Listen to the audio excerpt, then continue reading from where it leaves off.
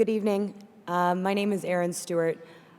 So I'm very fortunate to be up here on this stage today and have this platform. And if I don't share this story, I feel as though I'm doing a great disservice to the sustainability sector.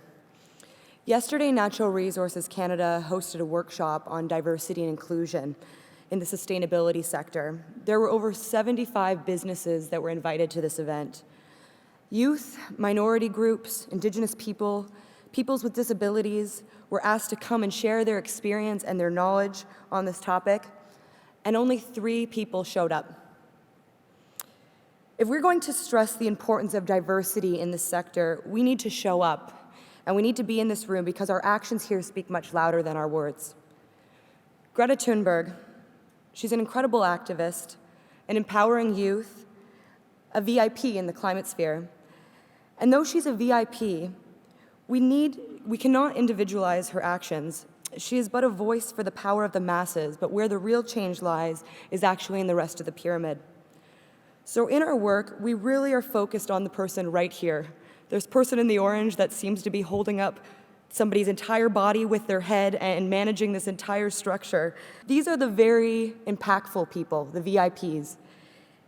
And I have the privilege to work with the most inspiring people I've ever met in my life.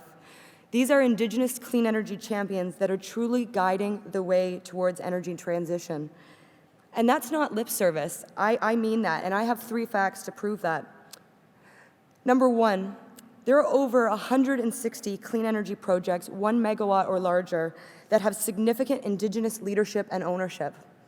Number 2, this participation in the sector makes up 25% of Canada's electricity grid. Number 3, Indigenous involvement in the electricity sector far surpasses that of municipalities by a significant margin. These are facts that we do not talk about at all. So, these very impactful people, the people on the ground doing the work, especially in small communities, they're often wearing many hats. And when we talk about things like the SDGs, we talk about them from a holistic perspective. We also go really in depth in terms of their implementation. But when it comes to implementing SDGs in the ground in communities, it usually falls on one individual or a couple of individuals, and that's a lot of work.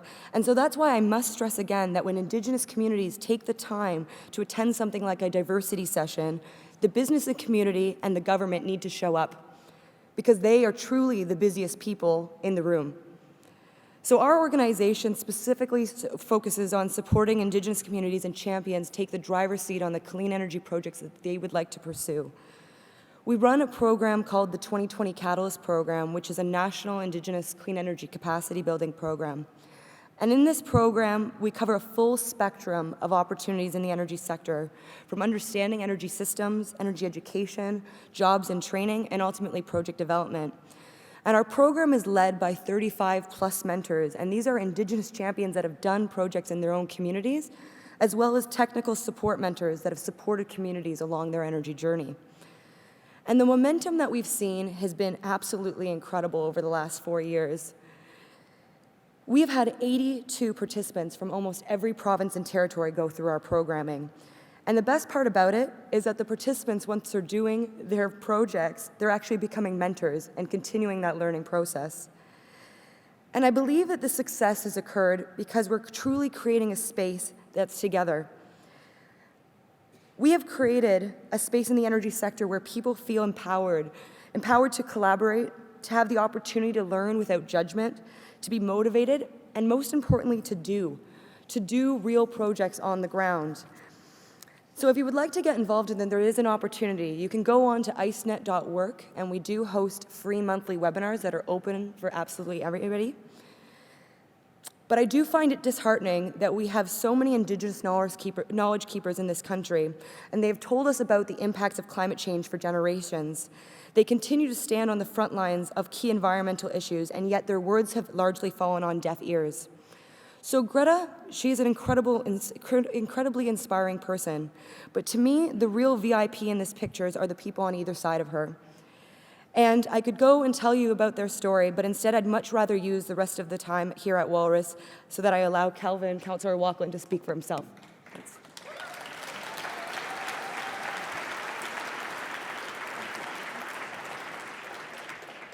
Tanse, Inglanate, bonjour, and hello.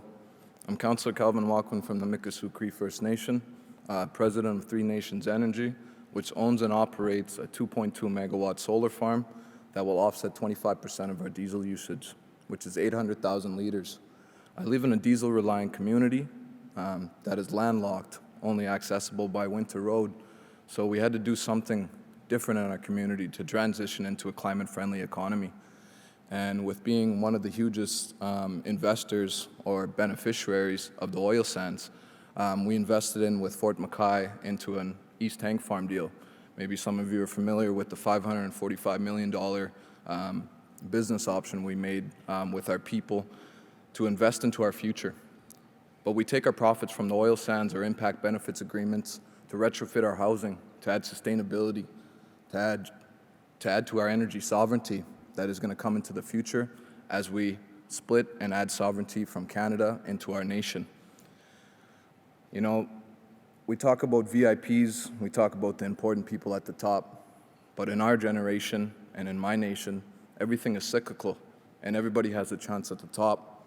And I think we're just a vessel of energy moving through time. So I'm going to spend my time moving my energy in a positive way for my people to be impacted in a positive way. So the monies that we're taking from oil industry, we're investing into tiny homes. We're doing community energy planning. We're doing cabin solar packages. We're electrifying our way of life, looking at skidoos, looking at boating, looking at electric cycling programs that is already on the go. These are the kind of movements that we'd like to see from other First Nations, and this isn't possible just by ourselves. It's possible by governments, industry, and people like yourselves putting our energy together and walking as one into a friendly economy for everybody to benefit and everybody to be proud of. And Okse, thank you, Kanana Skumten, and have a good evening.